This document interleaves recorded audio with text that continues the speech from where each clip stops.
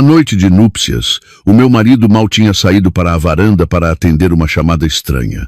Apenas alguns minutos depois, a minha cunhada irrompeu pelo quarto, com o rosto pálido como papel, e com as mãos a tremer, enfiou-me na mão um maço grosso de notas, sussurrando em pânico. Leonor, foge pela porta dos fundos, agora mesmo. Nesse instante, soube que a minha vida de casada não seria um conto de fadas, mas sim um pesadelo que apenas começava. A melodia suave da canção que eu e o meu marido mais amávamos ainda ecoava na sala de estar. As pétalas de rosas brancas estavam espalhadas pela macia cama nupcial. O seu aroma doce, misturado com o perfume das velas, criava uma atmosfera de um romantismo avassalador. Eu estava sentada na beira da cama, com as mãos ainda a tremer de felicidade. A delicada camisa de dormir de seda tocava-me suavemente na pele, lembrando-me de que tudo aquilo era real. Eu, uma educadora de infância, órfã desde cedo, uma mulher sem nada de notável, tornara-me hoje oficialmente na esposa de Tiago, o jovem e talentoso diretor de uma conceituada empresa de construção, o homem que eu amava com todo o meu coração. O nosso casamento terminara há poucas horas, uma celebração luxuosa e deslumbrante, como nos contos de fadas. Ainda me lembro vividamente do momento em que o Tiago se ajoelhou para me colocar o anel, diante de centenas de convidados. Olhou para mim, com os olhos a brilhar de um amor sincero e ardente. Ele disse: Leonor, obrigado por teres entrado na minha vida. A partir de hoje, nunca mais estarás sozinha. Prometo dedicar toda a minha vida a proteger-te e a amar-te. As suas palavras fizeram-me chorar. Nos nossos 2 anos de namoro, ele fora sempre assim, gentil, atencioso e carinhoso. Ele era o sol quente que aquecia a minha vida, tão carente de afeto. Eu pensava que tê-lo era a maior sorte que o destino me podia ter dado. A sua família, uma família de prestígio e poder em Lisboa, opusera-se um pouco no início. O seu pai, o Sr. Arthur, era um homem extremamente poderoso, presidente de um grande grupo de construção. Mantinha sempre uma expressão severa e fria. Na primeira vez que nos apresentaram, ele apenas me mediu de cima a baixo em silêncio. A sua mãe, Helena, parecia mais amável, mas no seu olhar eu sentia uma distância indescritível. Apenas Catarina, a irmã mais nova de Tiago, que andava na universidade, se mostrou amigável, embora parecesse muito tímida e assustada, especialmente na presença do pai e do irmão. Eu temia não conseguir integrar-me numa família assim. Mas foi o Tiago que me defendeu. Ele disse a toda a família que, se não fosse a Leonor, não se casaria com mais ninguém. A sua determinação acabou por convencer a família.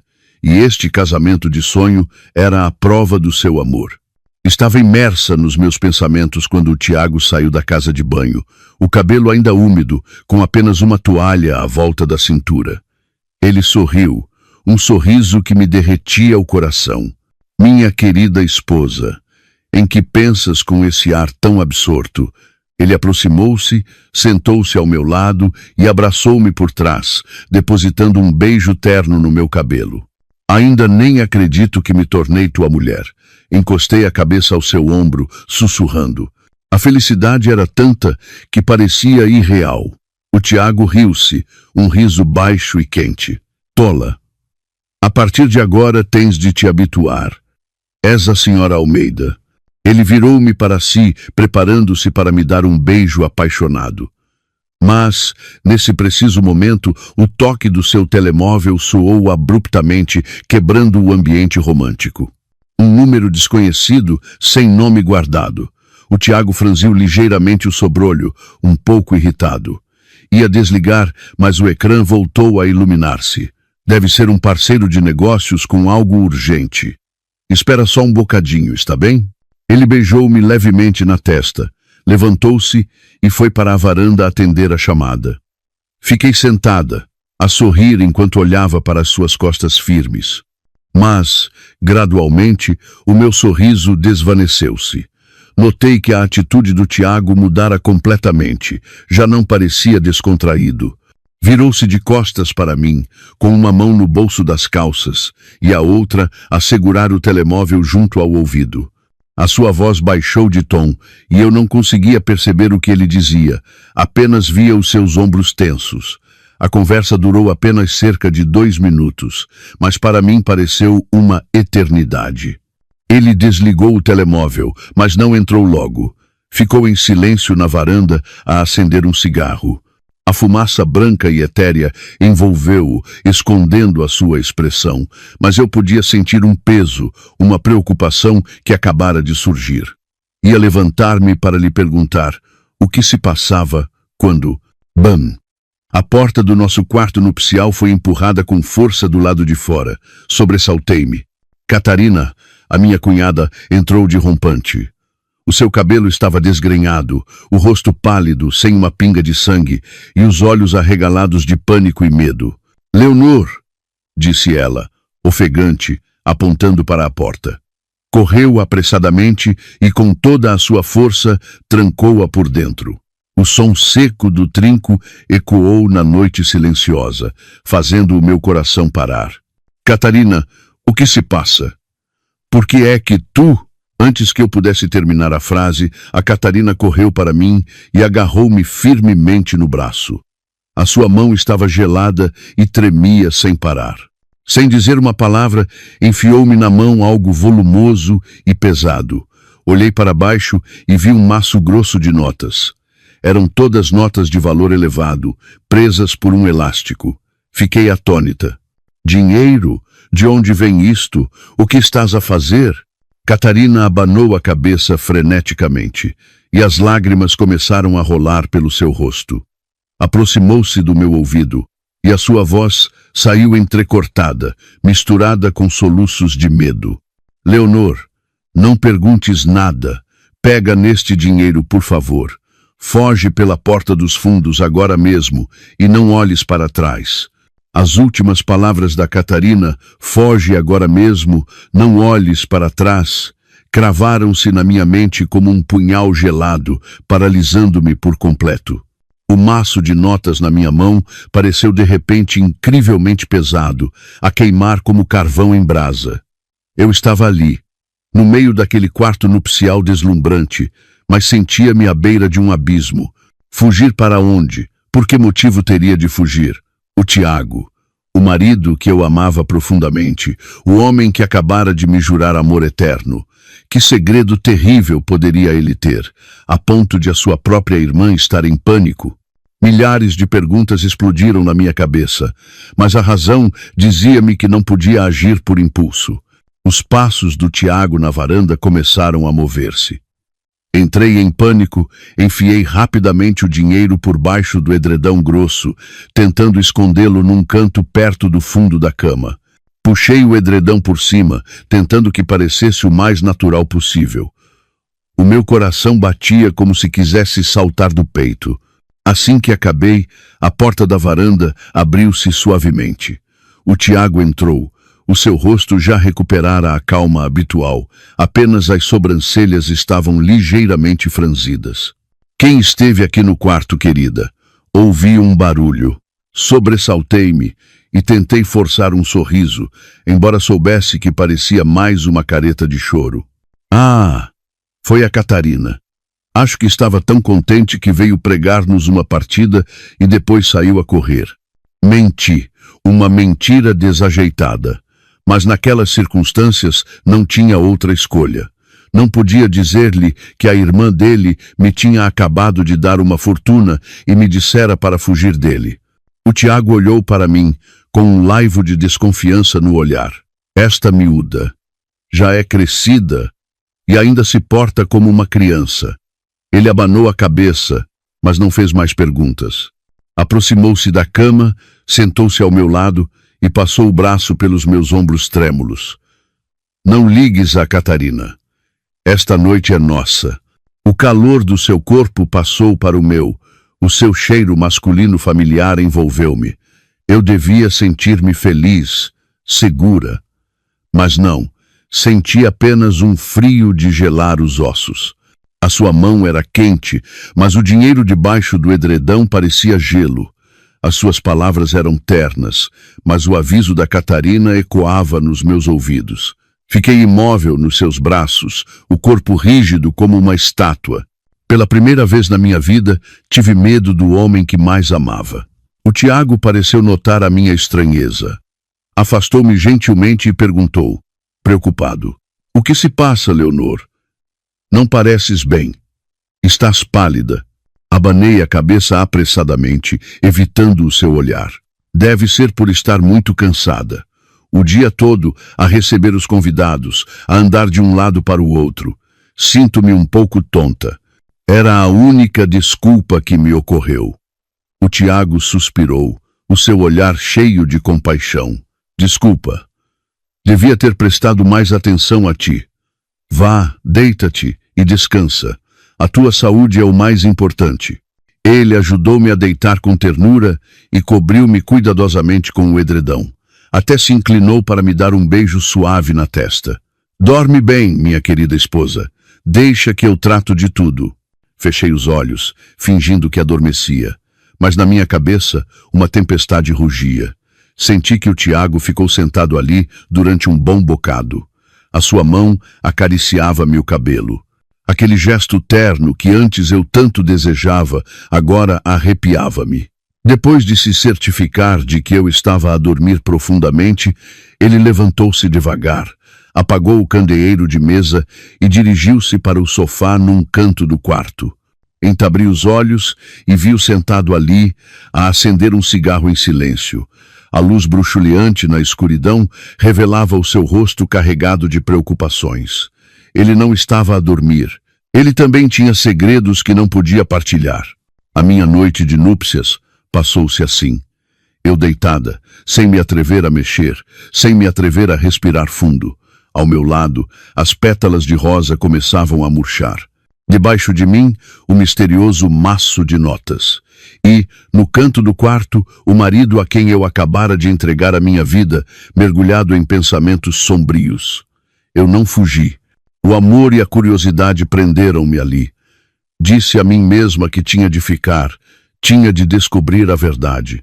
Por mais cruel que essa verdade fosse, eu precisava de saber que segredo terrível o homem que eu amava e a família na qual estava prestes a entrar estavam a esconder. Na manhã seguinte, quando os primeiros raios de sol se esgueiraram pela fresta da janela, o Tiago já não estava no sofá. O quarto estava estranhamente silencioso, mas eu sabia que a tempestade estava apenas a começar. Será que a minha decisão de ficar fora um erro fatal? Na manhã seguinte, acordei exausta, tanto física como mentalmente. Mal preguei olho durante a noite. Cada pequeno ruído no corredor, cada movimento do Tiago no sofá era suficiente para me sobressaltar. Sentei-me na cama, a olhar para o quarto nupcial ainda coberto de pétalas de rosa, com o coração em tumulto. Os 20.000 euros continuavam debaixo da almofada, como uma prova silenciosa do pesadelo que se abatera sobre mim. O Tiago já se levantara. Quando desci, ele já tinha preparado o pequeno almoço. Uma refeição farta, ao estilo que eu gostava, com ovos estrelados, bacon e um copo de sumo de laranja fresco. Ele sorriu-me radiante e puxou uma cadeira para mim. "A minha querida esposa já acordou? Dormiste bem?"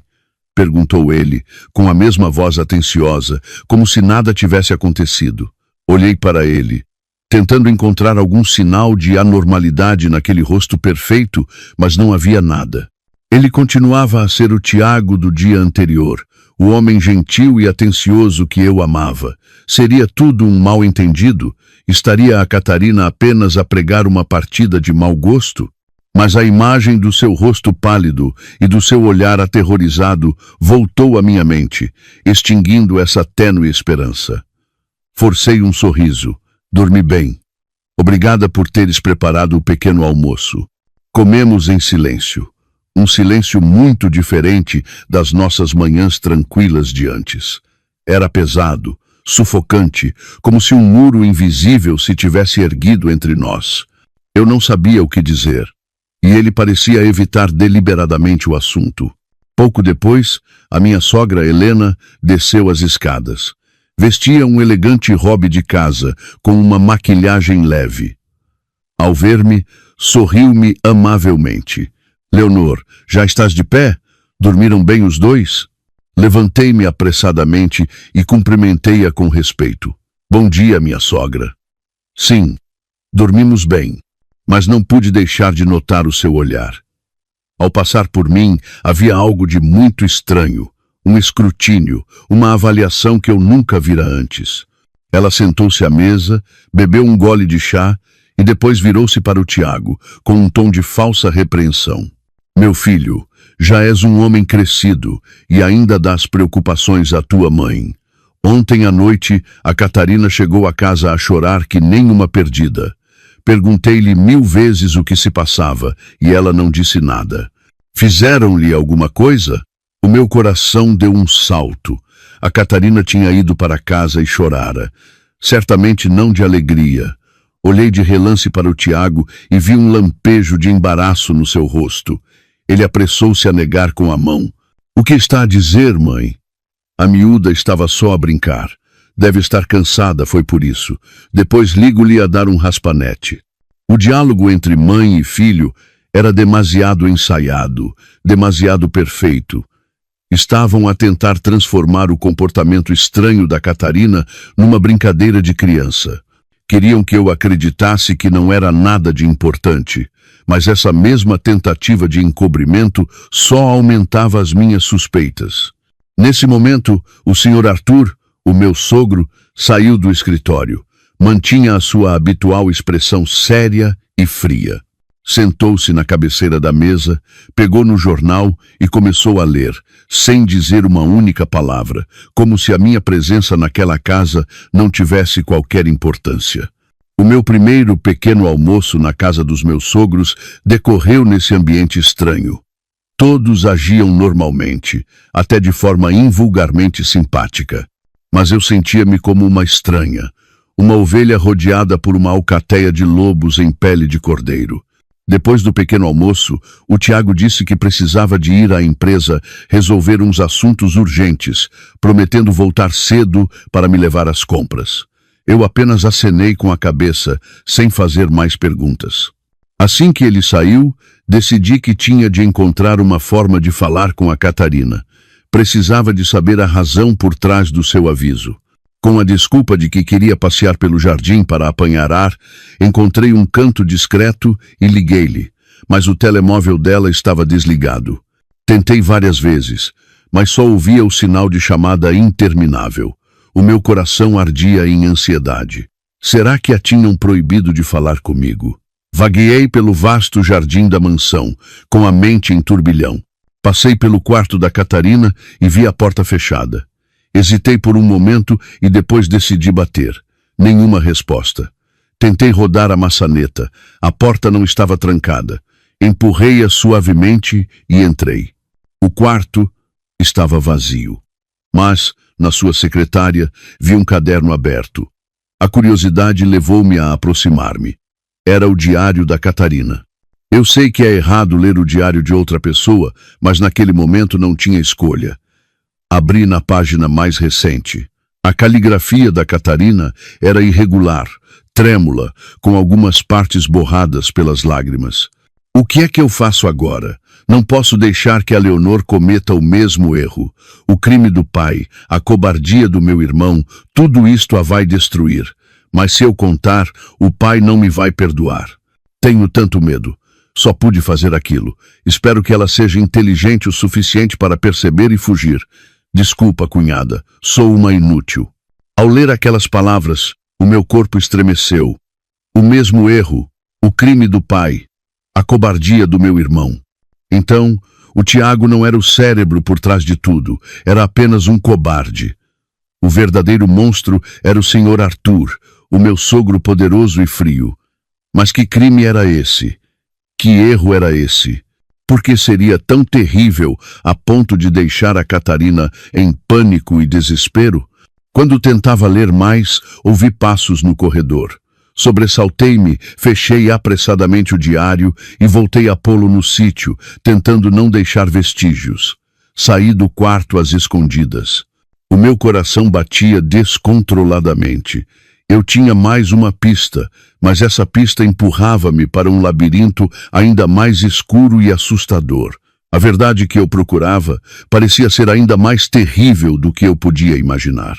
Teria eu coragem suficiente para chegar ao fim deste caminho? Depois de ler as palavras aterradoras no diário da Catarina, a minha mente estava um caos total. O crime do pai, o mesmo erro, estas frases assombravam-me, pesando no meu peito como uma rocha. O monstro não era o Tiago, mas sim o Sr. Arthur.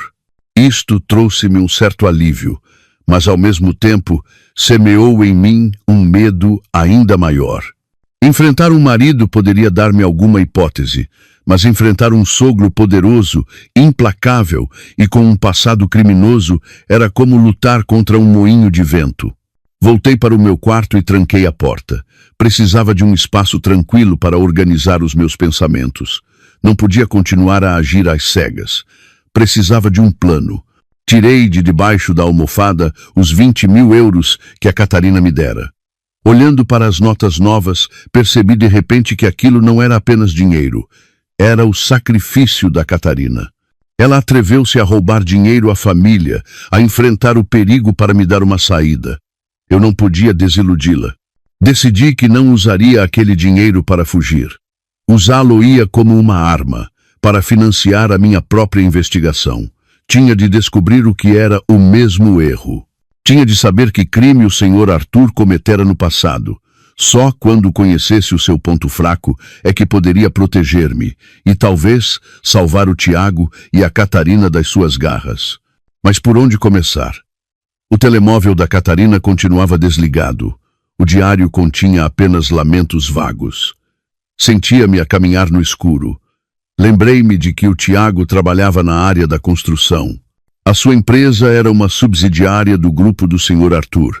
O crime a que a Catarina se referia muito provavelmente estaria relacionado com os seus negócios. Abri o computador e comecei a pesquisar informações sobre o Grupo Construtor Almeida, o grupo do meu sogro. A internet estava cheia de artigos a elogiar o sucesso do Sr. Arthur. Projetos imobiliários de milhares de milhões, atividades de caridade vistosas. Ele era retratado como um empresário talentoso, um filantropo de bom coração. Não havia uma única informação negativa. Isto era demasiado estranho. Um grupo tão grande a operar num setor tão competitivo e complexo como a construção não podia ser tão imaculado. Essa limpeza excessiva era por si só suspeita. Decidi mudar os termos de pesquisa. Em vez de procurar pelo Grupo Construtor Almeida, experimentei frases como Acidente Construção Almeida ou Escândalo Construção Almeida. Desta vez, os resultados foram diferentes. Depois de percorrer dezenas de páginas de notícias convencionais sem sucesso, encontrei um artigo antigo num blog local pouco conhecido. O artigo fora publicado há cerca de 5 anos, com o título A Verdade Enterrada por Trás do Colapso do Andaime na Urbanização da Paz. O meu coração parou. A Urbanização da Paz. Lembro-me de o Tiago ter mencionado esse projeto. Fora um dos primeiros em que ele participou depois de terminar a faculdade. Li o artigo apressadamente. O autor do blog, que se intitulava Um Antigo Engenheiro Civil, contava uma história terrível. Segundo ele, na Urbanização da Paz, um projeto liderado pelo Grupo Almeida, ocorrera um grave colapso de um andaime. O acidente causara a morte de um trabalhador e ferira vários outros. Mas o mais chocante era que, logo a seguir, toda a informação sobre o incidente fora abafada de forma inexplicável. A imprensa fora proibida de noticiar o caso. As vítimas e as suas famílias receberam avultadas indemnizações e foram forçadas a ficar em silêncio. O artigo levantava ainda suspeitas sobre a qualidade da construção, sugerindo que a causa do colapso fora o uso deliberado de materiais de qualidade inferior pelo promotor para reduzir custos.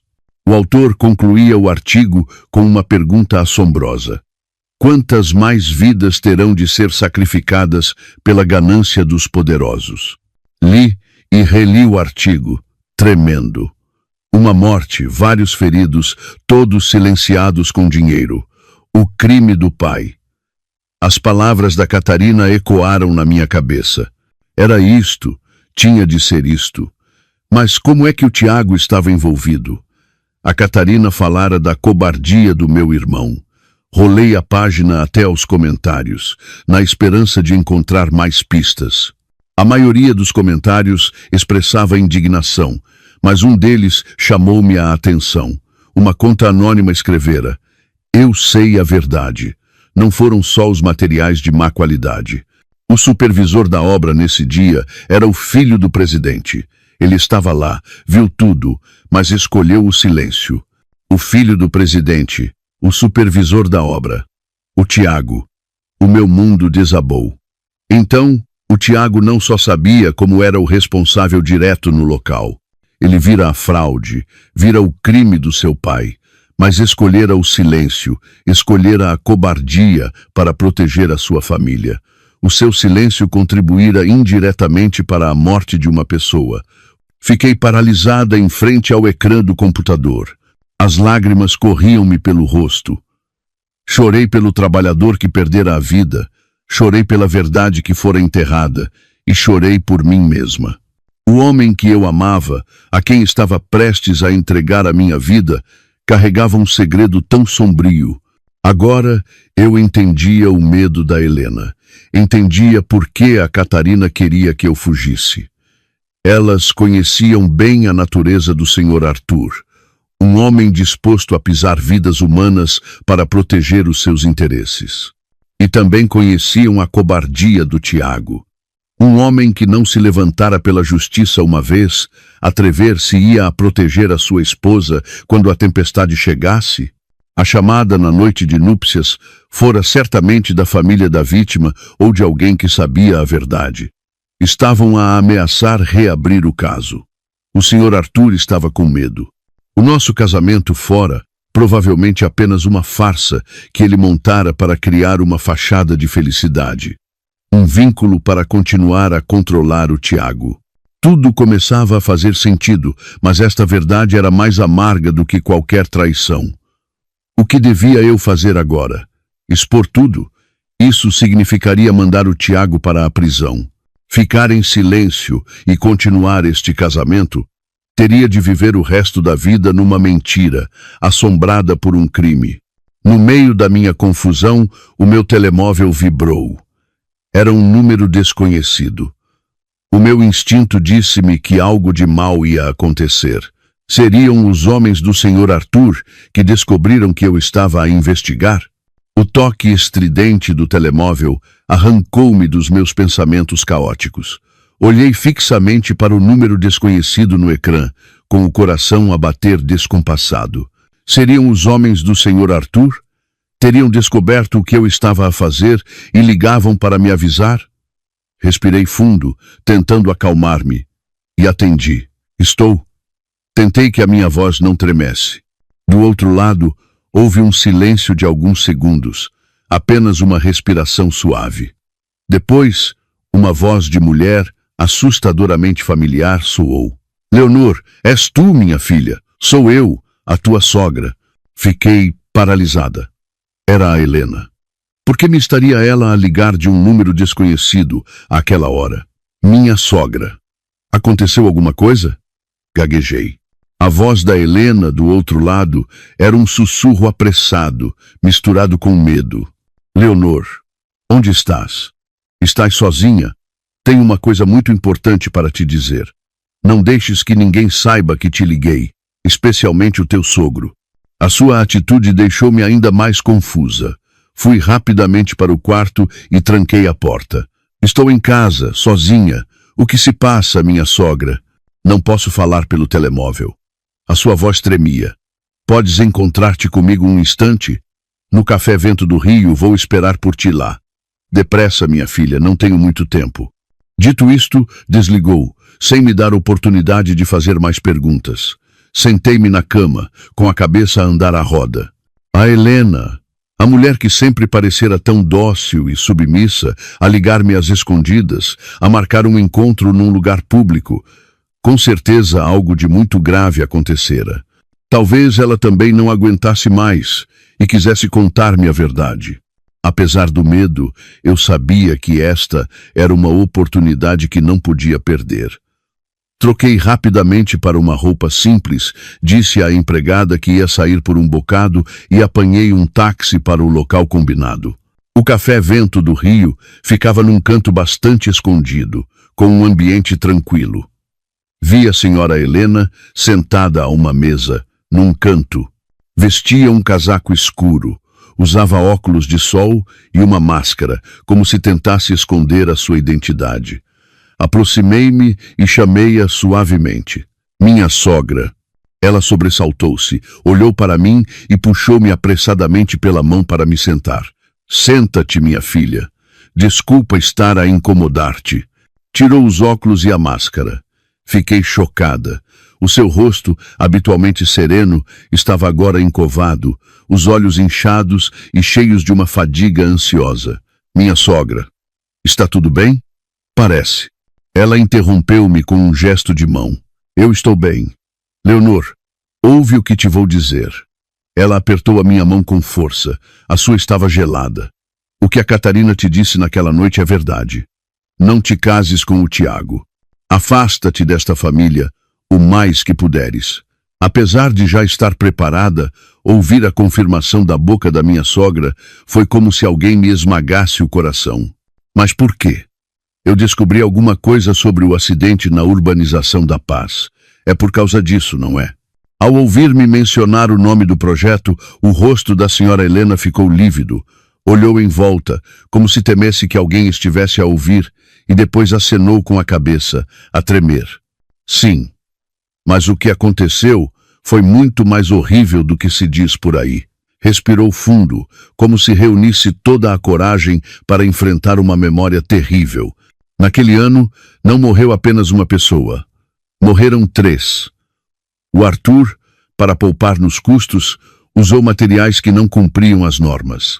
Ele sabia perfeitamente que o andaime podia colapsar a qualquer momento, mas mesmo assim obrigou os trabalhadores a continuar. O Tiago, que tinha acabado a faculdade, era o supervisor. Ele descobriu a fraude e foi discutir com o pai, mas era demasiado ingênuo, demasiado fraco. Não se atreveu a denunciá-lo. A sua voz embargou-se e as lágrimas começaram a rolar pelo seu rosto. E então a tragédia aconteceu. O andaime ruiu. 3 vidas perdidas. O Arthur usou o dinheiro e o poder para calar toda a gente. Transformou um homicídio num acidente de trabalho. Subornou testemunhas, falsificou relatórios. E o Tiago, ele viu tudo. Viu o pai dar ordens friamente para se livrarem das provas. Desde esse dia, ele vive um inferno. É atormentado pela culpa, pelo remorso. Tornou-se refém do seu próprio pai. Fiquei petrificada. Os meus ouvidos zumbiam. 3 vidas. Aquele número foi como um martelo a bater-me na cabeça. A crueldade do Sr. Arthur ultrapassava qualquer imaginação. E o Tiago? Ele não era cúmplice. Era uma vítima aprisionada pelo crime do seu pai. E a chamada na noite de núpcias? Murmurei. Foi da família de uma das 3 vítimas, disse a Helena. Eles nunca desistiram. Investigaram em segredo durante os últimos 5 anos. Recentemente, encontraram uma nova prova e ligaram para ameaçar o Arthur, a exigir uma quantia astronômica, ou então exporiam tudo. O Arthur ficou com medo, continuou ela. O vosso casamento. Ele quis apressar as coisas por causa disso. Quis usar-te, uma rapariga órfã e sem ligações, como refém. Pensou que, com o Tiago casado e com filhos, ele teria ainda menos coragem para se revoltar. Ele usaria a tua felicidade para o prender, para o forçar a continuar em silêncio. Percebes, Leonor? Tu és apenas um peão no tabuleiro de xadrez dele. Eu já não conseguia chorar. A verdade era tão crua que as minhas lágrimas congelaram. Compreendi tudo. O medo da Catarina, o tormento da Helena e a cobardia lamentável do Tiago. Eu tentei demovê-lo, soluçou a senhora Helena. Ajoelhei-me, implorei-lhe que parasse, que se entregasse para poder ter a consciência tranquila. Mas ele não me ouviu. Tornou-se um monstro. Disse que se alguém se metesse no seu caminho, ele não teria piedade, nem mesmo de mim ou dos nossos filhos. Ela agarrou a minha mão, o seu olhar suplicante. Leonor, eu já não tenho forças. Não consigo proteger-vos. Só te posso implorar. Foge. Leva esse dinheiro e refaz a tua vida. Não te deixes arrastar para este lamaçal. Se ficares, o Arthur nunca te deixará em paz. Olhei para aquela mulher digna de pena à minha frente, com o coração em tumulto. Tinha pena dela, pena do destino de uma esposa e mãe que tinha de viver ao lado de um monstro. Mas o que devia eu fazer? Fugir? Deixar para trás o Tiago, a Catarina, a Helena, para enfrentarem sozinhas o Sr. Arthur? Não, eu não podia ser tão cobarde. Um pensamento audacioso, mas firme, surgiu na minha mente. Se a lei não o podia punir, então eu falo-ia. Neste jogo de xadrez, poderia um simples peão como eu virar o jogo? O encontro com a Helena desvendou toda a terrível verdade. Voltei para casa como se estivesse noutro mundo. A luxuosa mansão, que um dia sonhei ser o meu lar, agora parecia-me apenas uma gaiola dourada e fria, construída sobre o sangue e as lágrimas de inocentes. Eu já não sentia medo. Em vez disso, sentia uma raiva profunda. Não podia fugir. Fugir seria render-me. Seria permitir que o crime continuasse encoberto e empurrar as pessoas que amava para a morte. Tinha de ficar, tinha de lutar. Mesmo que estivesse sozinha, tinha de tentar. Sabia que enfrentar diretamente uma raposa velha como o Sr. Arthur seria suicídio. Precisava de um plano inteligente e discreto. Precisava de provas irrefutáveis para o derrubar. Mas onde estariam as provas? O caso ocorrera há 5 anos. O Sr. Arthur certamente apagara todos os vestígios. Lembrei-me das palavras da Helena. A família da vítima encontrara uma nova prova. O que seria? Eu não lhe podia perguntar. Isso colocá-la-ia em perigo. Tinha de descobrir por mim mesma. Decidi começar por aquela mesma casa. Um homem cruel e desconfiado como o Sr. Arthur certamente não confiaria plenamente em ninguém. Era muito provável que ele ainda guardasse algo relacionado com o caso, um documento, uma prova material, como forma de controlar os envolvidos. Comecei a observar discretamente todos os cantos da mansão, especialmente o escritório do Sr. Arthur, um lugar inviolável onde nem mesmo a Helena podia entrar livremente. Precisava de uma oportunidade para entrar lá. A oportunidade surgiu no fim de semana. O Sr. Arthur e o Tiago tiveram uma viagem de negócios inesperada a outra cidade. A Helena, com a desculpa de ir visitar familiares, também saiu. A enorme mansão ficou apenas para mim e para a Catarina. Eu sabia que este era o momento ideal. Naquela noite, depois de me certificar de que a empregada estava a dormir, fui ao quarto da Catarina. Ela estava encolhida na cama, a ler um livro. Ao ver-me, assustou-se e escondeu o livro apressadamente. Leonor, o que se passa? A sua voz ainda estava cheia de medo.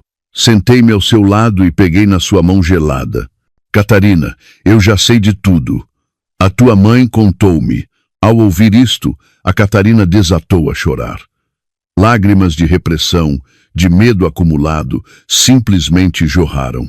Desculpa. Eu não tive coragem de contar. Tive medo do pai. Abracei-a para a confortar. Eu não te culpo. Foste muito corajosa. Catarina, agora preciso da tua ajuda. Não podemos deixar que o pai continue a fazer mal a outras pessoas. Temos de o impedir. A Catarina olhou para mim, os olhos banhados em lágrimas, mas com um brilho de esperança. Ajudar? Mas o que é que podemos fazer? Preciso de entrar no escritório do pai. Acredito que os segredos dele estão lá. Sabes alguma forma de entrar? Perguntei. A Catarina pensou um pouco e depois acenou que sim. O pai tem um molho de chaves suplentes que costuma guardar numa gaveta secreta debaixo do altar da família. Mas eu tenho muito medo. Se o pai descobre, ninguém vai descobrir, disse eu, com voz firme. Só precisamos de ter cuidado. Catarina, esta é a nossa única oportunidade de nos libertarmos. Queres viver o resto da vida com medo? Queres que o Tiago seja para sempre uma marioneta? As minhas palavras tocaram na ferida mais profunda da Catarina. Ela mordeu o lábio e acenou que sim. Sob a orientação da Catarina, descemos em bicos de pés até a sala do altar. A sala, solene e silenciosa, com o cheiro a incenso, arrepiou-me um pouco. A Catarina ajoelhou-se, procurou debaixo do altar e tirou uma pequena caixa de madeira primorosamente esculpida. Lá dentro estava um molho de chaves de metal. É este, sussurrou a Catarina. As nossas mãos tremiam ao pegar no molho de chaves. Fomos até a porta do escritório do Sr. Arthur. A porta de madeira maciça, imponente, parecia um monstro adormecido. Enfiei a chave na fechadura. Um clique seco ecoou na noite silenciosa. A porta abriu-se, revelando um espaço amplo, luxuoso, mas frio. O cheiro a papel e a charutos pairava no ar. A luz da lua que entrava pela janela iluminava as altas estantes de arquivos e um grande cofre de aço no canto da sala. Não temos muito tempo, disse eu a Catarina. Fica de vigia à porta. Se ouvires algum barulho, avisa-me. A Catarina acenou e escondeu-se num canto do corredor. Eu comecei a minha busca. Vasculhei as gavetas, examinei os dossiês, tudo contratos, relatórios financeiros, nada de anormal. Aproximei-me do cofre. Estava trancado com um código eletrônico. Desesperei. Era impossível abri-lo. Deixei-me cair no chão, sentindo-me impotente. Seria todo este esforço em vão? Olhei novamente à volta da sala, procurando um raio de esperança. O meu olhar fixou-se no computador de secretária do Sr. Arthur. Estava em modo de espera. Toquei suavemente no rato. O ecrã iluminou-se, pedindo uma palavra-passe. Mordi o lábio. Tentei a data de nascimento do Sr. Arthur. A data de fundação da empresa. Tudo errado. Lembrei-me de que o Sr. Arthur era um homem extremamente patriarcal e arrogante. Para ele, a coisa mais importante não era a família, mas ele próprio e a sua carreira. Tentei uma sequência de números, uma sequência que eu adivinhava que ele nunca esqueceria. A data em que recebeu a sua mais alta condecoração por mérito empresarial, uma conquista da qual ele sempre se gabava. Bip! O ecrã desbloqueou. O meu coração parecia que ia saltar do peito. Eu tinha acertado. Abri apressadamente as pastas, procurando freneticamente, e então via uma pasta com a sigla UP, correspondente à Urbanização da Paz. A tremer, cliquei nela. Dentro havia apenas um ficheiro de vídeo. Prendi a respiração e cliquei em Play. Apareceu um vídeo desfocado, filmado de um ângulo escondido, provavelmente de uma câmara de segurança. Vi a imagem do andaime a desabar lentamente. Gritos agudos, uma cena de caos. E então vi o Sr. Arthur. Ele estava lá, não com uma expressão de pânico, mas com uma calma assustadora. Pegou no telemóvel e ligou a alguém. A sua voz fria, inconfundível, saiu dos altifalantes do computador. Tratem disso de forma limpa, sem deixar vestígios. Quem se meter no caminho, eliminem-no. O vídeo terminou, mas a sua voz continuou a ecoar na minha cabeça. Fiquei ali sentada, a tremer da cabeça aos pés. Era isto, a prova de ferro, a prova irrefutável. Nesse momento, ouvi a Catarina tossir 2 vezes à porta, o sinal de alarme. Sobressaltei-me, copiei rapidamente o ficheiro de vídeo para uma pequena penha USB que preparara, apaguei o histórico do computador e voltei a pôr tudo no sítio. Saí a correr do escritório e, com a Catarina, corri de volta para o quarto. Poucos minutos depois, ouvi o som de um carro a entrar no pátio. O meu coração parou. O Sr. Arthur estava de volta, um dia mais cedo do que o previsto. Teria ele descoberto alguma coisa? O som do motor do carro silenciou no pátio, seguido pelo barulho de uma porta a bater com força. Eu e a Catarina ficamos paralisadas no quarto, pálidas como a morte. O Sr. Arthur tinha voltado. O seu regresso súbito não podia ser coincidência. Teria ele desconfiado de algo?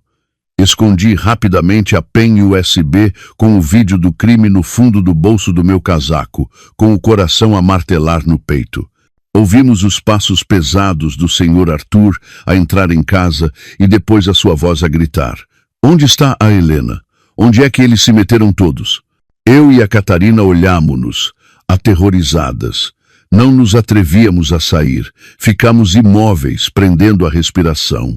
Os passos do Sr. Arthur aproximavam-se cada vez mais, parando mesmo em frente à porta do meu quarto.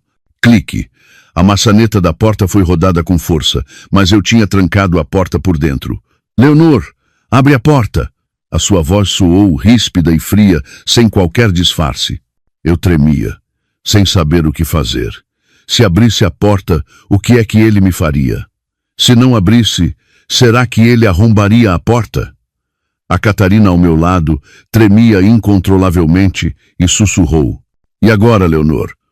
O pai, ele de certeza que já sabe de alguma coisa. Nesse momento, a voz do Tiago soou atrás dele. Pai, o que se passa? Por que é que voltou tão de repente? O Tiago também tinha voltado. Ouvi o Sr. Arthur rosnar. Ainda perguntas? A tua mulher e a tua irmã, que bela coisa fizeram elas nas minhas costas? Chama a Leonor aqui, agora mesmo. Pai, calma. A Leonor está cansada. Está a descansar no quarto, tentou o Tiago acalmá-lo. Cansada, ou a tramar alguma coisa. O Sr. Arthur não quis saber. Bateu com força na porta do meu quarto. Leonor, dou-te 3 segundos para abrires a porta, senão não te queixes de mim. Eu sabia que não podia mais evitar. Respirei fundo, fiz sinal a Catarina para recuar e lentamente destranquei a porta. Assim que a porta se abriu, o Sr. Arthur entrou de rompante. Os seus olhos estavam injectados de sangue. Olhou para mim fixamente, como se me quisesse devorar. Tu estiveste no meu escritório, não foi? Fiquei sem palavras. Ele sabia. Como é que ele podia saber tão depressa? O que é que tiraste de lá? Gritou ele, aproximando-se, levantando a mão como se me fosse bater. Pai. Não. O Tiago atirou-se para a frente, protegendo-me. O que quer que seja, vamos falar com calma. Pai, não lhe toque. Sai da frente! O Sr. Arthur empurrou o Tiago com força. Isto é entre mim e ela. Hoje vou lhe ensinar o que é o respeito. Virou-se novamente para mim, sibilando por entre os dentes. Pergunto-te pela última vez. O que é que tiraste? Onde está a pen USB? Dama. Fiquei imóvel, a tremer, mas olhei-o diretamente nos olhos. Eu sabia que se lhe entregasse a pen, seria o meu fim, o fim de toda a esperança. Apertei a mão que escondia a pen no bolso. Não sei do que está a falar, meu sogro. Eu não entrei no seu escritório. Ainda te atreves a negar. O Sr. Arthur ficou roxo de raiva. Levantou a mão. Mas desta vez não foi o Tiago, mas a Catarina que se atirou para a frente. Parou à minha frente, abriu os braços e gritou, em lágrimas, Pai, não lhe bata. Fui eu que entrei no seu escritório. Só estava curiosa para ver como era. Não tirei nada. Tanto eu como o Tiago ficamos atônitos com a atitude da Catarina. A rapariga tímida e assustada de sempre estava agora a defender-me. O Sr. Arthur também hesitou. Talvez não esperasse que a filha, que ele sempre desprezara, se atrevesse a enfrentá-lo. Tu também te atreves? Gaguejou ele. Sim, fui eu, gritou a Catarina, com o rosto banhado em lágrimas.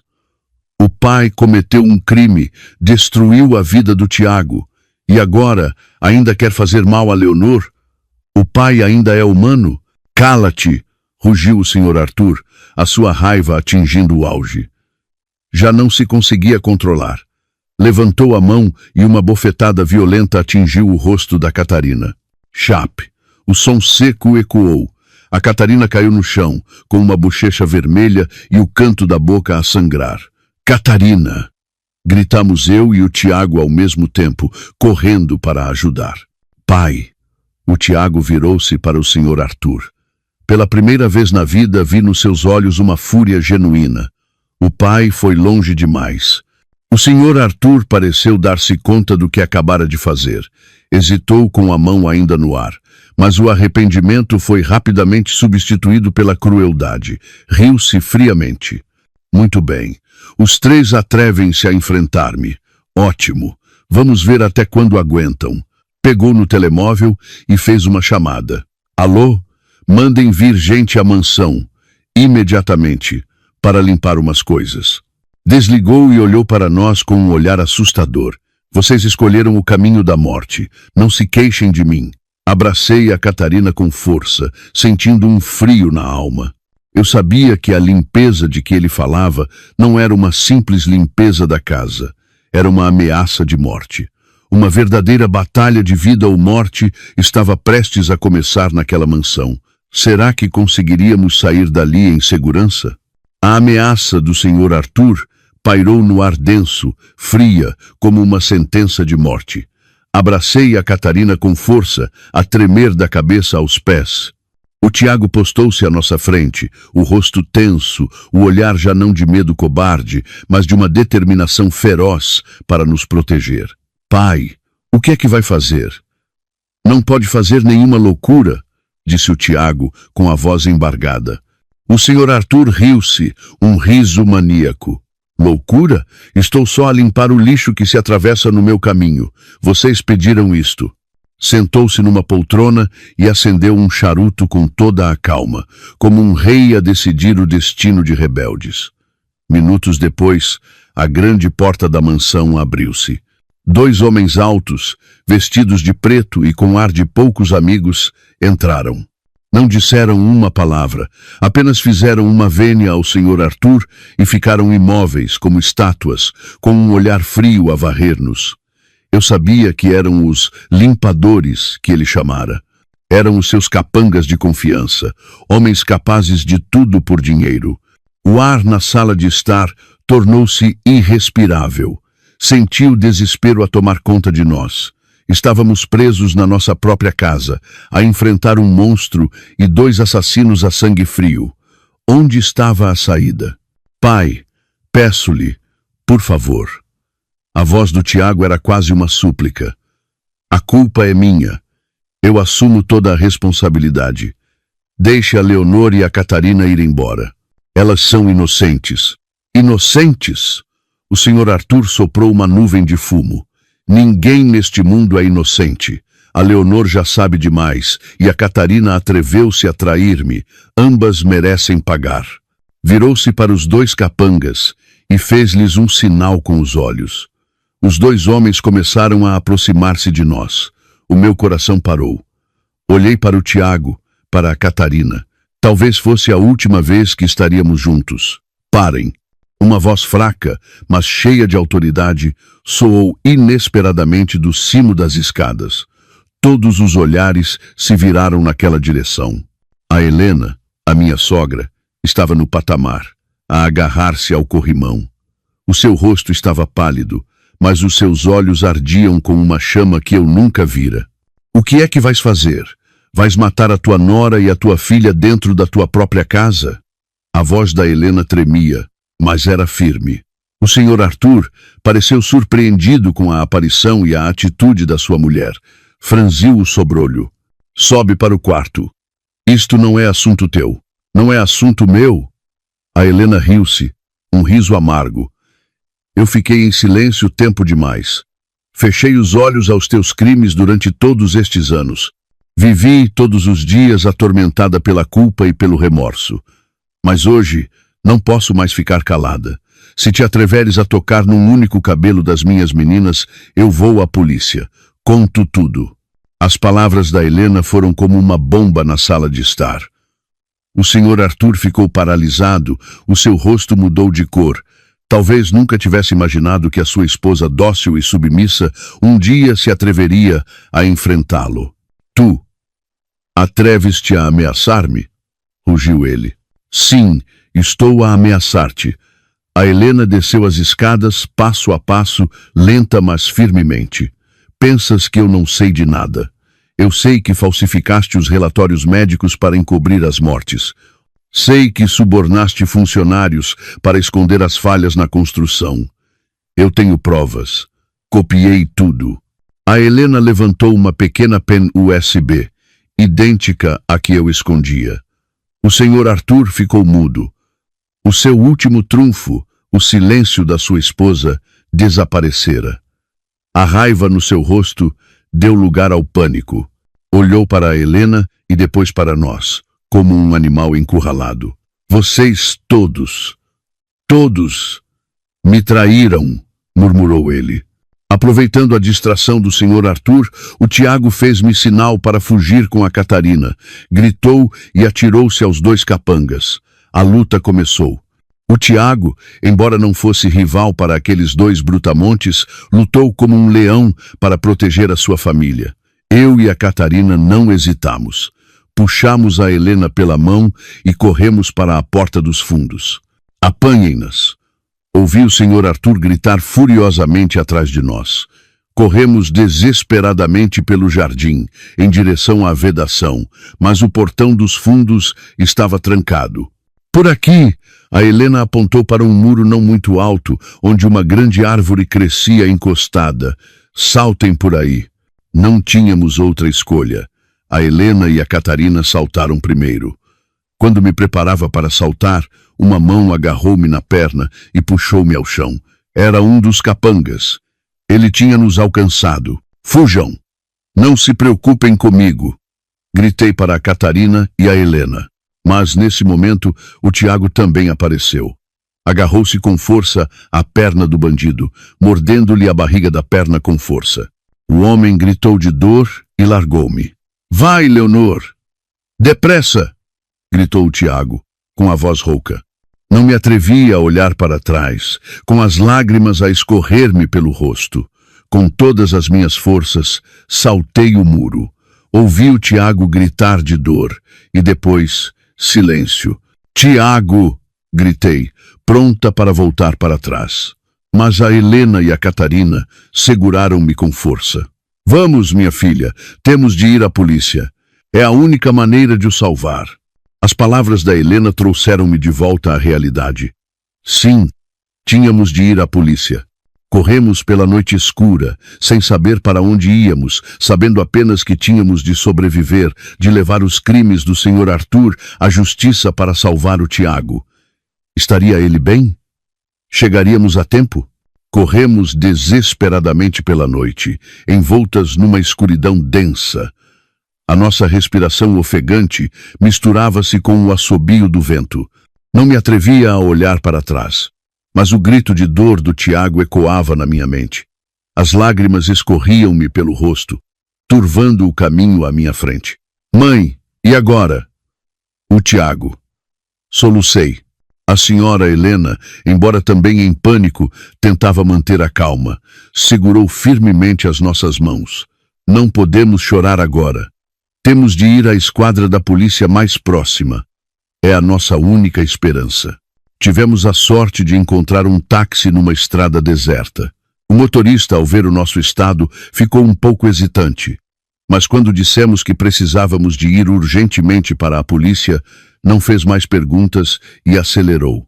Durante todo o trajeto, ninguém disse uma palavra. Eu apertava a pen USB no meu bolso. Era tudo o que tínhamos. A vida do Tiago e a justiça para as vítimas inocentes. Na esquadra da polícia judiciária, fomos levadas para uma sala privada.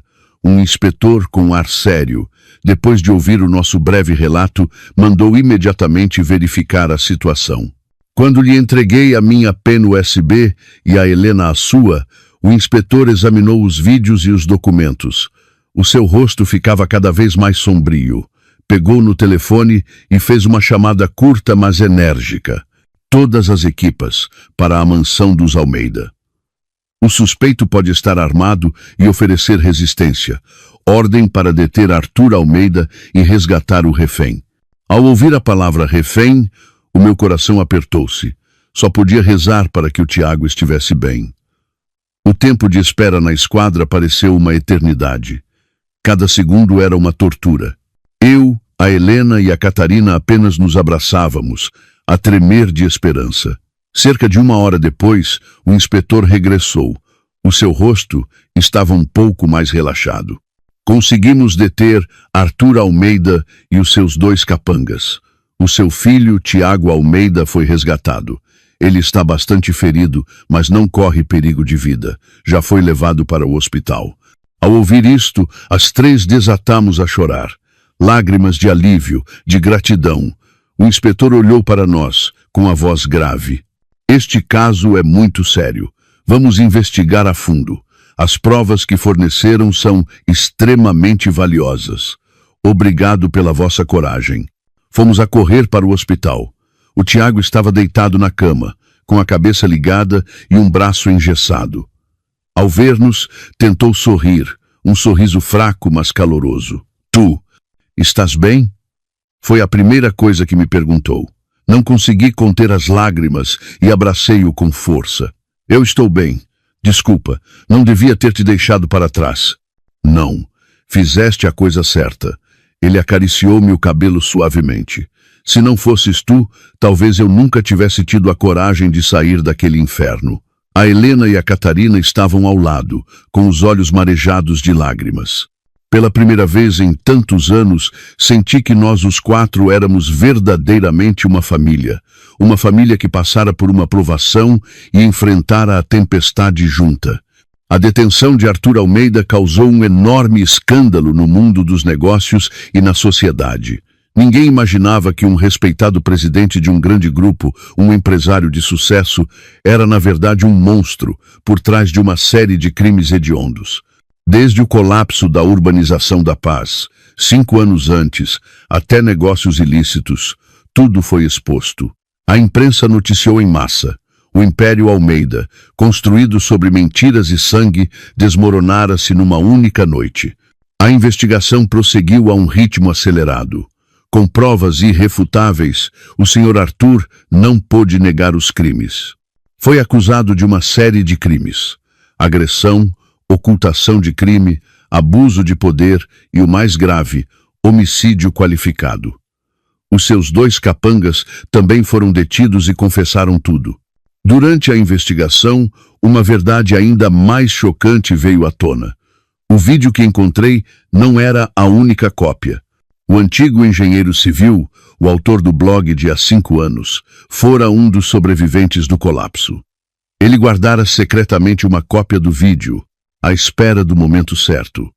A chamada na noite de núpcias fora feita por ele e pelas famílias das vítimas. Eles não queriam dinheiro, queriam justiça. Queriam usar o medo para forçar o Sr. Arthur a expor-se. Não imaginavam que essa ação acabaria por acelerar a minha descoberta da verdade. Semanas mais tarde, recebi uma carta do velho engenheiro. Ele escreveu: "Obrigado, minha jovem corajosa. Graças a si, a injustiça sofrida pelos que partiram foi finalmente reparada. A justiça pode tardar, mas não falha. Li a carta com as lágrimas a correrem-me pelo rosto. Eu não era uma heroína. Era apenas uma mulher normal, a tentar proteger o amor e o que era certo. Agora que a tempestade passara, eu sentia finalmente a paz. Mas sabia que a luta ainda não terminara. O julgamento do Sr. Arthur estava para breve e teríamos de enfrentar mais uma vez aquele passado doloroso. Seria a justiça verdadeiramente feita na sua totalidade?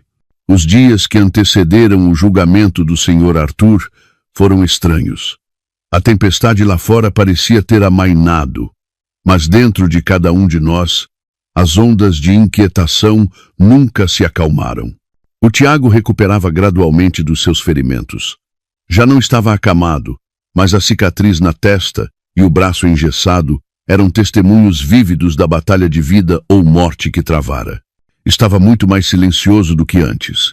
Muitas noites eu encontrava-o sozinho na varanda, a fumar em silêncio, com o olhar perdido na escuridão.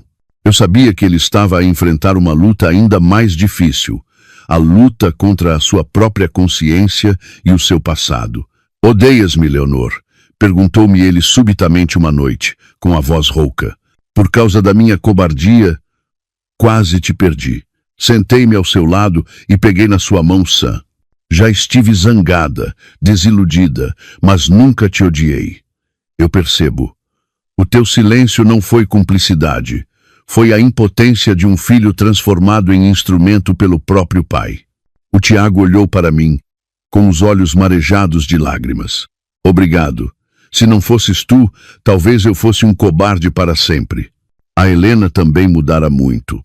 Já não era a mulher submissa que vivia em silêncio. Tornou-se mais forte, mais decidida. Foi ela que assumiu as rédeas da família quando o Sr. Arthur foi preso e o Tiago ainda estava a recuperar. Visitava frequentemente as famílias das vítimas, não para pedir perdão, mas para as ajudar discretamente com atos práticos. Dizia ela: o dinheiro não pode trazer de volta os que se foram, mas pelo menos quero fazer algo para compensar, para que a minha consciência fique um pouco mais leve. A Catarina reencontrara o sorriso. Já não vivia com medo e timidez. Inscreveu-se em atividades de voluntariado, ajudando pessoas necessitadas.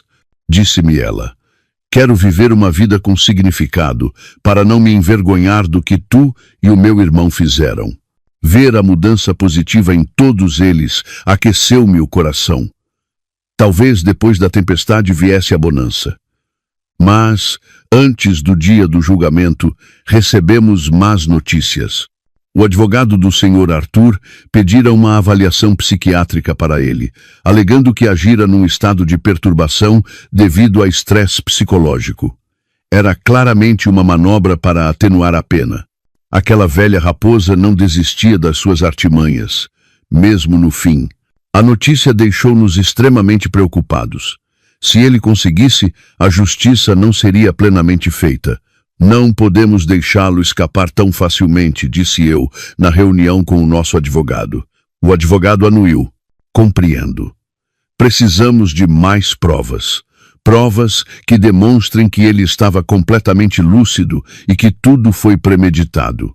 Lembrei-me de um pormenor. A Helena dissera que copiara muitos documentos do Sr. Arthur, não apenas os relacionados com o caso da urbanização da paz. Perguntei-lhe apressadamente. A Helena pensou um pouco e depois disse: é verdade.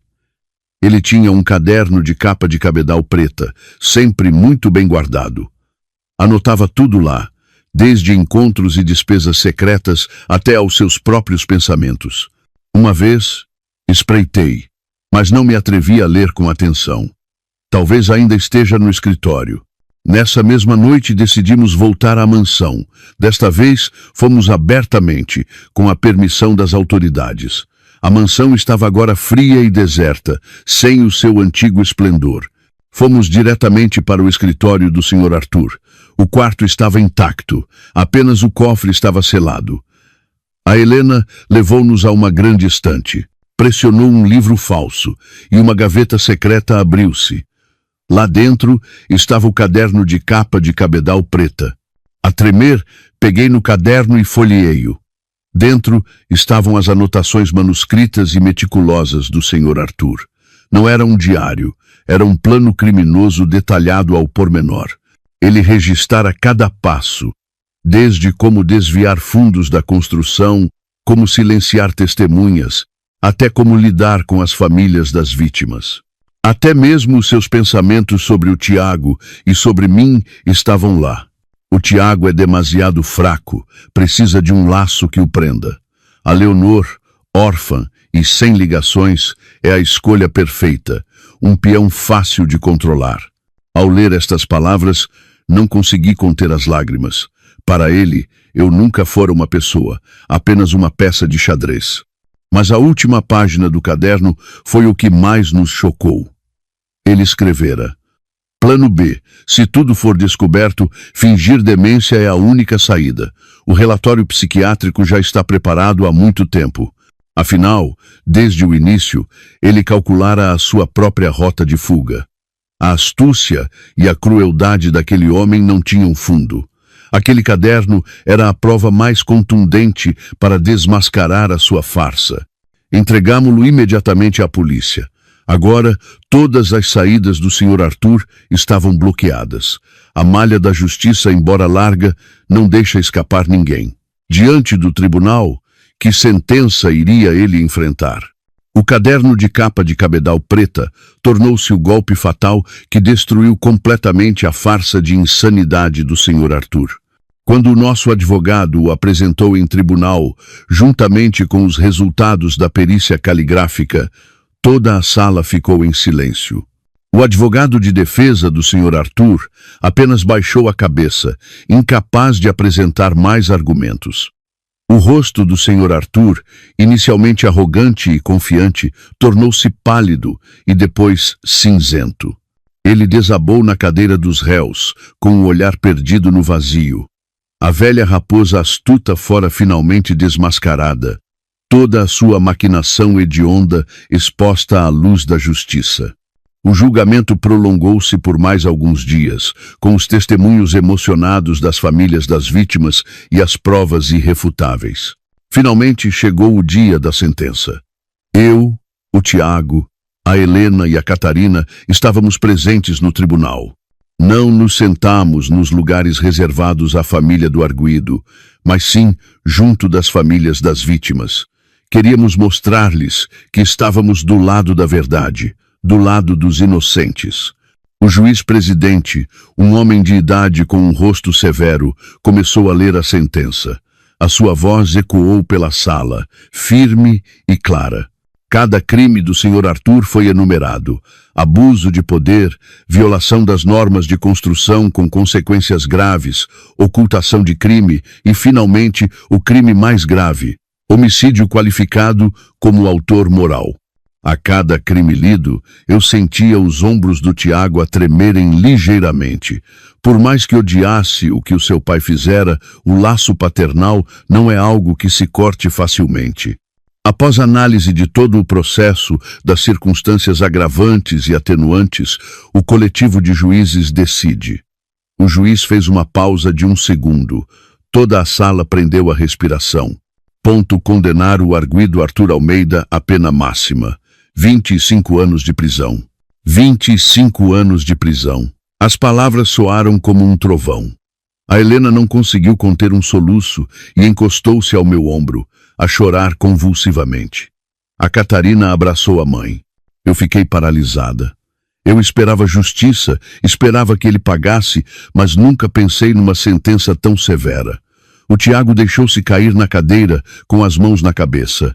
Eu sabia que, por mais monstro que o Sr. Arthur fosse, ele continuava a ser o seu pai. Ver o pai receber a pena máxima é algo que nenhum filho consegue encarar com indiferença. Sentei-me ao seu lado e coloquei-lhe a mão no ombro. Não disse nada, apenas fiquei em silêncio ao seu lado.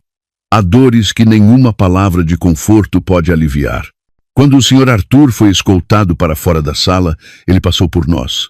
Parou por 1 segundo, olhou diretamente para o Tiago e depois para mim. O seu olhar já não continha crueldade nem ódio, apenas um vazio assustador. Não disse nada, apenas acenou levemente com a cabeça. Um aceno cujo significado eu não consegui decifrar. Seria um arrependimento tardio ou uma aceitação do destino? Não sei. E talvez nunca queira saber. Ao sair do tribunal, uma chuva forte começou a cair sobre Lisboa. As lágrimas do céu pareciam lavar todos os pecados, todo o sofrimento. Ficamos abrigados sob um alpendre, a olhar para a cortina de chuva. As famílias das vítimas estavam noutro canto. O velho engenheiro, que guardara o vídeo do crime, aproximou-se de nós. Não disse obrigado, apenas estendeu a mão e apertou a do Tiago. Foste corajoso, disse ele. Vive uma vida boa. O Tiago acenou, sem conseguir falar. As outras famílias também se aproximaram. Já não nos olhavam com ódio. A dor de perder um ente querido ainda lá estava, mas talvez a sentença máxima para o culpado tivesse de alguma forma apaziguado o seu rancor. Apenas nos acenaram silenciosamente e desapareceram na chuva. O caso estava encerrado. Um império do crime desmoronara-se. A justiça fora feita, mas os seus ecos permaneceriam para sempre. A minha família pagara um preço demasiado alto. Um pai, um marido a enfrentar uma longa pena. Um filho a viver o resto da vida com o peso da culpa. Mas talvez, no meio da ruína, tivéssemos encontrado algo mais valioso do que dinheiro e status: a verdade e a consciência. A chuva acabaria por parar, e depois da chuva, o arco-íris apareceria. Poderia a minha família, depois de atravessar esta terrível tempestade, encontrar a luz de um novo começo? A pena máxima para o Sr. Arthur foi o fim trágico de um império construído sobre o crime.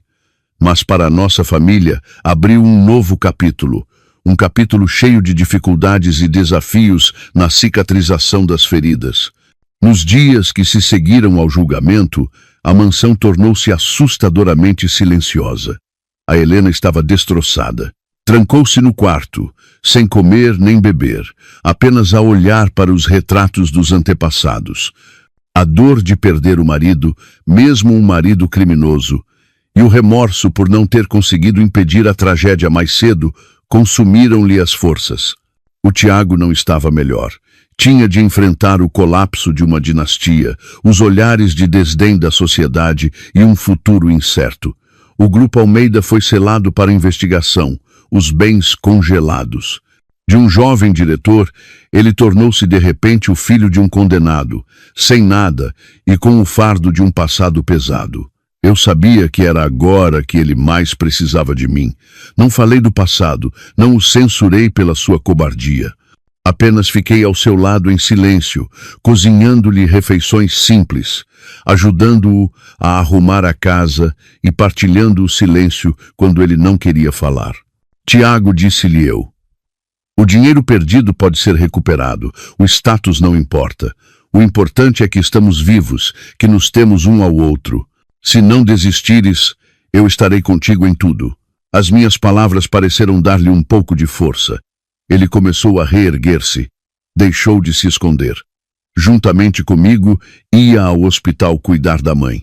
Começou a procurar um novo emprego, mesmo que fossem trabalhos simples com um salário modesto. Dizia que queria recomeçar com as suas próprias mãos, sem depender da sombra do pai. A Catarina também amadureceu muito depois da crise. Tornou-se o pilar emocional para a mãe e o irmão. Continuou a estudar e arranjou um trabalho a tempo parcial para ajudar a família. Ver o esforço dos três aqueceu-me o coração. Talvez na perda eles tivessem encontrado um vínculo que nunca antes tiveram. Mas a vida nem sempre é pacífica. O estigma de sermos uma família de criminosos perseguia-nos. O Tiago era rejeitado em todas as entrevistas de emprego. A Catarina era evitada pelos colegas. Até eu, ao voltar para o infantário, tive de enfrentar os sussurros dos pais. Eles tinham medo, não queriam que os seus filhos fossem ensinados por alguém ligado a uma família como a nossa. Tive de pedir a demissão. Foi uma decisão difícil, mas não queria que a escola fosse afetada por minha causa. Diante de tantas dificuldades, houve momentos em que me senti desanimada. Mas depois olhava para o Tiago, para a Helena, para a Catarina e sabia que não podia desistir. Lembrei-me dos 20.000 euros que a Catarina me dera. Eu não lhes tinha tocado. Não podemos viver para sempre com este sentimento de culpa, disse eu à família. Vamos usar este dinheiro para fazer algo com significado. Vamos recomeçar do zero. A minha ideia foi apoiada por todos. Decidimos vender a mansão, um lugar com demasiadas memórias dolorosas. Pagamos todas as dívidas e indemnizamos as pessoas envolvidas. O dinheiro que sobrou, juntamente com os 20.000 euros, decidimos não guardar para nós. Procuramos as famílias das 3 vítimas do acidente de construção. Não lhes pedimos perdão. Apenas usamos o dinheiro para criar um fundo de bolsas de estudo com o nome dos falecidos, destinado a crianças pobres e estudiosas da sua aldeia. No início, a nossa ação foi recebida com desconfiança, mas, gradualmente, Quando viram a nossa sinceridade, quando viram as crianças da aldeia a ir à escola graças ao fundo, a sua atitude mudou. O velho engenheiro, que guardara as provas, veio ter conosco. A dor nunca se esquece, mas o vosso arrependimento sincero, nós vimo-lo. Vivam bem. As suas palavras, embora simples, foram um consolo inestimável para nós. Depois de resolver tudo, a nossa família decidiu deixar para trás a cidade ruidosa. Um lugar que nos dera uma glória falsa, mas que também nos tirara demasiado. Fomos para uma zona rural tranquila, no Alentejo, compramos um pequeno terreno e construímos uma casa simples. O Tiago, com os seus conhecimentos de construção, projetou e construiu a casa com as próprias mãos. A Helena começou a cultivar uma horta e a criar galinhas. A Catarina continuou os seus estudos numa universidade próxima, e eu abri uma pequena sala de aula para ensinar as crianças da aldeia. A nova vida, embora difícil e com carências materiais, estava cheia de paz e calor. Já não tínhamos de viver na mentira, nem de temer o passado. A cada dia que passava, sentíamos o valor do trabalho honesto e do verdadeiro afeto familiar. Seria esta felicidade simples o fim da nossa tumultuosa jornada? A vida na pacata aldeia alentejana passava devagar. A nossa pequena casa estava sempre cheia de risos. O som do Tiago a trabalhar a madeira na sua pequena oficina, a voz da Helena a chamar as galinhas, a conversa animada da Catarina sobre a faculdade aos fins de semana e o chilrear das crianças na minha sala de aula. Encontramos uma felicidade genuína, uma felicidade que, na nossa anterior riqueza falsa, nunca conhecêramos. O Tiago mudara verdadeiramente. Já não era o diretor elegante e distante. Tornou-se um verdadeiro construtor, de pele bronzeada e mãos calejadas, mas com um sorriso sempre amável. Aceitava pequenas obras na aldeia, desde reparar um telhado, a construir um muro ou uma cozinha nova. Trabalhava com cuidado, meticulosamente, e nunca cobrava preços exorbitantes. Aos poucos, os habitantes da aldeia começaram a gostar dele. Já não o chamavam o filho do criminoso, mas sim pelo nome carinhoso de Tiago, o construtor. Todas as tardes, quando ele voltava do trabalho na sua bicicleta velha, coberto de pó, eu corria para o receber. Ele abraçava-me, um abraço forte, impregnado do suor do trabalho. Mas para mim era o cheiro mais pacífico do mundo. A Helena também reencontrara a alegria de viver. Já não era a esposa do presidente a viver no luxo. Tornou-se uma verdadeira camponesa. A pequena horta atrás de casa, sob os seus cuidados, estava sempre verdejante. Muitas vezes oferecia os seus vegetais aos vizinhos. Todos gostavam dela e chamavam-lhe Dona Helena, pela sua bondade. A dor relacionada com o Sr. Arthur ainda existia, mas ela aprendera a guardá-la num canto do coração para viver uma vida com significado. A Catarina também se formou. Não escolheu ficar na cidade grande, mas decidiu voltar para a aldeia e trabalhar como professora numa escola primária próxima. Dizia ela: quero estar perto da minha família e contribuir por pouco que seja para a minha terra. Vê-la tão madura deixou-me imensamente feliz. Uma noite, enquanto estávamos todos reunidos à volta da mesa de jantar, tivemos uma visita inesperada. Era o velho engenheiro, que nos ajudara a reabrir o caso. Trazia um cesto de fruta e um sorriso amável. Sentou-se, olhou para a nossa família e disse: estava de passagem e ouvi falar de vós. Por isso decidi visitar-vos. Fico muito feliz por ver que estão todos bem. O Tiago baixou a cabeça, com a voz embargada. Obrigado, meu senhor. Devemos tudo a quem nos deu uma segunda oportunidade. O velho engenheiro abanou a mão. A oportunidade foram vocês que a criaram. Atreveram-se a enfrentar a verdade, a recomeçar do zero. Isso é algo que nem todos conseguem fazer. Virou-se para mim com um olhar carinhoso. Minha jovem, você é uma mulher fantástica. Foi o seu amor e a sua persistência que salvaram toda uma família. As suas palavras fizeram-me chorar. Olhei para o Tiago. Ele também olhava para mim, com os olhos a brilhar de um amor infinito. Naquela noite, depois de o nosso convidado se despedir, eu e o Tiago fomos passear ao luar. A estrada da aldeia estava deserta. Apenas se ouvia o cricrilar dos grilos. De repente o Tiago parou. Ajoelhou-se à minha frente e tirou uma pequena caixa do bolso. Abriu-a. Dentro não havia um anel de diamantes, mas um anel de erva, entrelaçado de forma desajeitada. Leonor, disse ele, com a voz a tremer. Não te pude dar um casamento de luxo, nem um anel de diamantes. Só tenho este coração e este anel de erva que eu próprio fiz. Aceita ser minha mulher. Mais uma vez. Uma vez mais, mas num começo completamente novo, sem mentiras, sem crimes. Desatei a chorar, não de tristeza, mas de felicidade. Acenei com a cabeça e estendi-lhe a mão.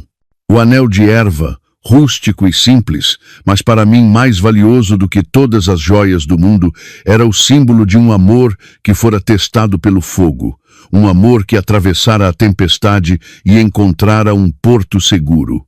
Não celebramos outro casamento. Para nós, cada dia que passávamos juntos era um dia de celebração.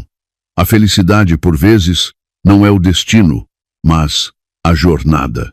Uma jornada onde aprendemos a enfrentar, a perdoar e a amar plenamente. E esta era a nossa paz, o nosso final feliz.